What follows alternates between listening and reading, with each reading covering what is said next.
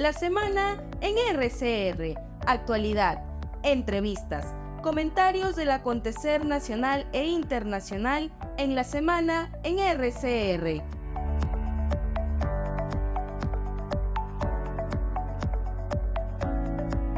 Hay que salvarlo, mi estimado doctor Gerber Cuba. Muy buenos días, señor Jorge Hernández. Y un saludo a través suyo a todos los peruanos. ¿Por dónde comenzamos? Los temas que han gravitado más en la semana, ¿no? Ayer ha sido detenido en Estados Unidos Alejandro Sánchez Sánchez, ¿no? Amiguísimo del expresidente Pedro Castillo. Sí, yo creo que, discúlpame, señor José Hernández, tengo un retorno que no me permite... A ver, vamos a mejorar. ¿Ahora sí? ¿Mejoró? Ahora sí. A ver, sí, A por ver, favor. hola. Sí, yo lo No, escucho. todavía. ¿Todavía no? Todavía tengo A retorno, ver, sí. vamos a mejorar la comunicación con el doctor Gerber Cuba, médico especialista en política de salud pública, analista en temas de opinión política, y queremos conversar con él, como es habitual cada semana, sobre los principales temas, ¿no? Uno de ellos planteaba yo de inicio la detención en Estados Unidos de Alejandro Sánchez Sánchez, pero también otro de los temas que ha gravitado esta semana ha sido el cambio de ministros, ¿no? Vamos a ver si ya estamos listos con el doctor Gerber Cuba García, ¿no? Somos RCR, Red de Comunicación Regional. ¿Me escucha bien, doctor Cuba? Sí, perfectamente ahora sí. Sí. Le planteaba la primera pregunta, ¿no? Para ir desarrollando otros temas naturalmente, ¿no? Para acabar con el tema de médico, el tema de salud pública, la OPS y la equidad en la salud. Pero ayer, la detención de Alejandro Sánchez Sánchez en Estados Unidos. Creo que ha sido una cosa sorpresiva, sobre todo en la forma en que ha sido capturado. Pero el segundo aspecto ahora es el impacto que eso va a tener en la política peruana. Y como es natural, sobre todo cuando se ventilan procesos ligados al expresidente Castillo, esto va a tener una enorme repercusión en la política interna. Creo que, como él es el propietario de la Casa Serratea, es posible que tenga mucha información que va a aportar ahora al proceso. Sin embargo, hay que ver todavía la forma como llega al Perú.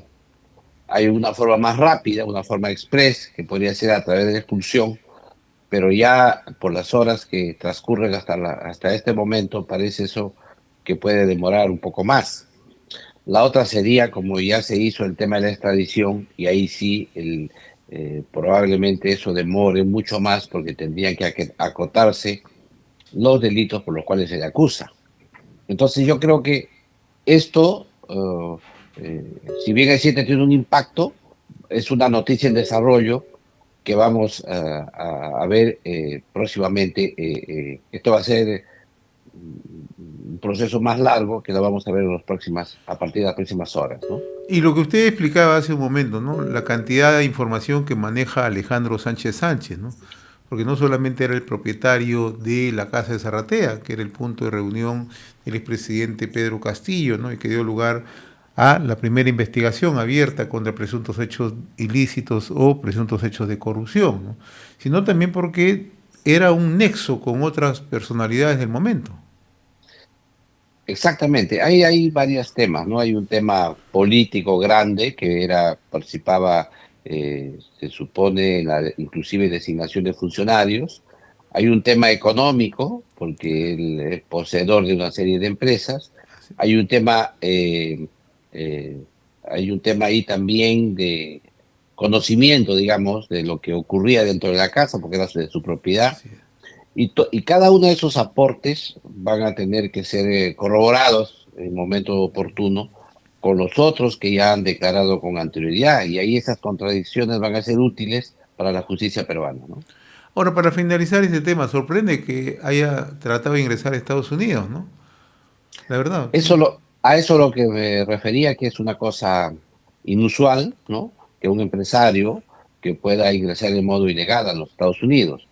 Aparentemente, ahí ha fallado alguna coordinación de seguridad de su parte para que al ingreso, porque como es obvio, esa frontera es muy porosa y mucha gente entra sin que lo capture la policía norteamericana. Por eso es que me parece a mí que ahí hay que analizar ese ingreso. Probablemente ha habido también una cuestión ahí de falla de su seguridad, ¿no? Traición de repente dentro de su propia seguridad para que eso haya ocurrido de esa manera. El otro tema de esta semana, doctor Cuba, es el cambio de ministro de Estado, ¿no? 6 carteras ministeriales, ¿no?, que han tenido cambios, ¿no? En algunos ha habido enroques, ¿no? Ha pasado de una cartera a otra. Pero ¿cómo usted analiza este tema, no? Creo que ha habido una necesidad de un reajuste ministerial. Eso ya lo habíamos planteado nosotros, creo ya hace buen tiempo, de que requería, a luces de la nueva composición de la mesa directiva del Congreso, tenía que realizar un reajuste ministerial, cosa que ha realizado. Y como la correlación de fuerzas dentro del Congreso no ha cambiado mucho, a excepción de Perú Libre, que ha asumido la mesa en esta circunstancia, es por eso es que la modificación del Consejo de Ministros ha sido mínimo en temas reales. Quizá el tema más saltante aquí ha sido el de educación. Creo que aún algunos funcionarios de alto nivel del gobierno no entienden que se vive en democracia. Y en esta circunstancia, la ex ministra de Educación, la renunciante, no ha puesto todos sus esfuerzos técnicos de convencimiento en el Congreso de la República en el tema de la ley de carrera magisterial. Y claro, cuando tú amenazas desde el Ejecutivo en una votación que ha sido mayoritaria de casi 94 votos, en el que señalan que se aprueba la norma y tú señalas que la vas a observar y te vas a ir al Tribunal Constitucional directamente, sin haber agotado dentro de las comisiones, dentro del Pleno, todos los esfuerzos como sector para que esa ley sea modificada, creo que y luego ir a una confrontación, creo que eso no le hacía bien a la presidenta Boluarte. No ha sido una adecuada mirada de la ministra, política, digamos, frente a la realidad que existe en una democracia. En una democracia hay 2 poderes, 3 poderes, digamos, pero en este caso del Ejecutivo y el Legislativo tienes que tener una mirada de respeto recíproco. Y esto implica que en cada instancia que se tiene, por ejemplo, el Perú no ha visto a la ministra sentarse en el Pleno del Congreso a debatir el tema, porque como usted sabe, un ministro de Estado puede hacerlo. Tampoco hemos visto que acuda personalmente a dar conferencias de prensa dentro del Congreso con los congresistas sobre los temas. Yo creo que sin haber utilizado todas las herramientas que le asegura la democracia, una imposición desde el Ejecutivo no se veía bien. En ese sentido, la nueva ministra que ha entrado, lo primero que ha hecho es que va a acudir, va a conversar al Congreso, porque quiere conversar sobre la autógrafa aprobada, va a observar las cosas que no está de acuerdo y va a tener que ir respetando el juego de la democracia, porque esa confrontación entre Ejecutivo y Legislativo, que yo diría inclusive insensata, no tiene sentido, salvo ante la opinión pública. Como es natural, si tú expones que no existe meritocracia para este nombramiento, la población va a estar en contra. Y esto no le conviene, como es natural, a la presidenta de la República hacer, ni al país, tampoco al país, hacer una serie de críticas de esta naturaleza, ¿no? Ahora, el tema de fondo se va a tener que discutir todavía. La nueva ministra, en sus primeras declaraciones, ha señalado que va a acercarse al Congreso, va a hablar sobre la autógrafa ya antes de que salga la autógrafa, y ha señalado toda una ruta muy respetuosa de los poderes públicos para poder llegar a un buen consenso sobre esta ley magisterial. Y esta semana también Jorge Barata ha prestado su testimonio, doctor G.B. Cuba, ¿no? Y nuevamente vuelve el tema a Lavajato, ¿no? Pero ya hablando que hizo entrega de dinero para campaña política, ¿no? Tanto a Ollanta Humala, a Keiko Fujimori, a Susana Villarán para el tema de la no revocatoria, que entregó dinero incluso a Alan García Pérez, a Pedro Pablo Kuczynski, ¿no? Esto también va a tener un efecto. Esto va a tener un efecto, pero mire, este es un efecto retardado, quizá reiterar lo mismo sin tener las pruebas correspondientes, sin señalar datos adicionales, solamente una simple declaración de él que ya la había hecho antes, porque aquí no hay nada nuevo, ha reiterado lo que había dicho antes. Yo no creo que tenga mayor impacto. Creo que el mayor impacto que tiene en estas circunstancias ha sido la investigación de la Junta Nacional de Justicia a través de la propia Comisión de Justicia del Congreso de la República, una investigación en el que el Pleno del Congreso le ha otorgado 15 días a la Comisión para que haga una investigación exhaustiva sobre el comportamiento de la Junta Nacional de Justicia, sobre su intromisión en las actividades que tiene el Congreso de la República y, sobre todo, ahí el llamado comunicado que ha sacado las Naciones Unidas de la sede de Lima en contra de esta decisión de investigar como si esto fuera ilegal cuando eso está totalmente normado por la constitución política del país. En consecuencia, yo creo que esto tiene un mayor impacto porque lo que va a tratar es de analizar el funcionamiento de la Junta Nacional de Justicia por el propio Congreso de la República. Y ahí hay, como es natural, dos miradas, ¿no? La mirada de aquellos que ya detentan la Junta Nacional de Justicia, que creen que ahí está funcionando todo perfectamente porque está de acuerdo a los lineamientos políticos que ellos sustentan, y en este caso me refiero a la gente de la izquierda progresista, pero por otro lado señalan que esta no ha actuado correctamente, sobre todo en el caso de la señora Zoraida Ábalos, y en consecuencia esto amerita una investigación exhaustiva por su intromisión tanto contra el Congreso de la República como también contra el Poder Judicial. Yo creo que esa investigación va a ser sumamente importante.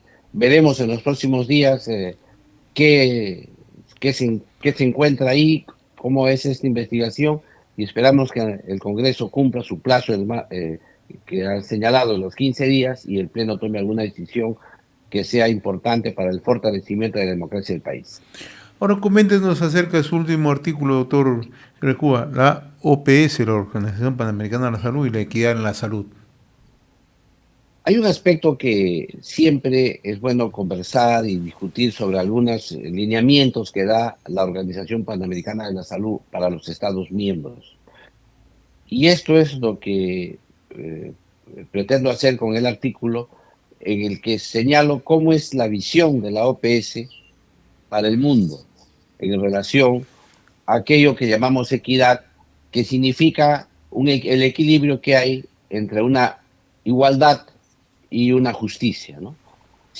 Como los seres humanos somos distintos, somos únicos, y si nosotros tratamos a todos con igualdad, lo que haremos es que en algunas circunstancias unos sean favorecidos en detrimento de otros, o haya otros que se queden rezagados. Por eso es importante en esta circunstancia que no haya rezagados, pero para no haber rezagados se requiere una intervención directa del poder político con financiamiento económico para crear algunas condiciones especiales para que aquellos que están rezagados tengan las mismas oportunidades o los mismos beneficios que tienen los demás. Y esto en salud es sumamente importante, porque no hay posibilidad de que algunos se queden rezagados en salud, porque quedarse rezagados en salud significa enfermar, morir. Por lo tanto, ya el Tribunal Constitucional peruano ha hecho un fallo importante al señalar que si bien es cierto, los derechos pueden ser progresivos, en el caso de la salud, no existe esa tal progresividad con las personas, porque una persona que enferma inmediatamente puede morir y el principal derecho que tiene un ser humano es la vida. Por eso es que el tribunal ha acotado que es importante que en estas circunstancias en que esté el ser humano se le otorgue todos sus derechos a la salud. Y en ese sentido, yo hago unos cuestionamientos a la posición de la OPS porque hay temas que no se ajustan a la realidad peruana, sobre todo a nuestra legislación y a la forma como tiene que verse este tema de la equidad. De ahí pongo un ejemplo. El ejemplo que, por ejemplo, se señala que hay adolescentes, niñas, ¿no? Adolescentes, perdón, jóvenes adolescentes que tienen sus primeras menstruaciones cuando están en los colegios. Y debido a la situación económica tan precaria que existe, los padres de familia ni siquiera tienen para comprarle toallas higiénicas. Entonces, ahí viene el tema, es si es que es un derecho, ¿no? De las niñas, de las adolescentes, que puedan recibir estas toallas de modo gratuito en los colegios. Y si es que eso se tiene que hacer en aras de generar equidad, es decir, que ninguna niña, adolescente quede rezagada frente a esta realidad.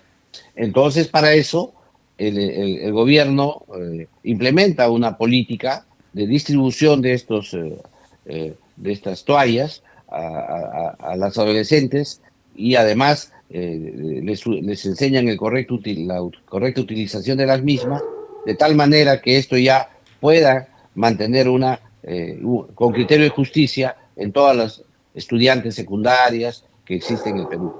Sin embargo, esta política, por ejemplo, si bien es cierto hay una ley, todavía no se ha implementado. En ese sentido, sería adecuado que el gobierno en áreas de precisamente la equidad ya la implemente. En consecuencia, lo que uno señala es que para ser un país equitativo requiere una inversión, se requiere dinero para lograr que se creen mecanismos para que los rezagados no se queden como tal. En consecuencia, esto implica más caja fiscal, mayor inversión, mayor posibilidades de crecimiento económico para que tener los dineros correspondientes para hacer una política de salud equitativa que esté al servicio de todos los peruanos y que nadie se quede rezagado en los derechos a la atención médica del país. A pesar de que nuestro fallo constitucional señala que cuando está en riesgo la vida de una persona, el gobierno, el Estado, debe dar todas las condiciones para que eso no ocurra. Muy bien, doctor Gerber Cuba García, como siempre muy reconocido por esta atención que tiene usted cada sábado con RCR, Red de Comunicación Regional. Ha sido un gusto, como siempre, muy amable. Un abrazo una vez más. Gracias. Hemos presentado La Semana en RCR.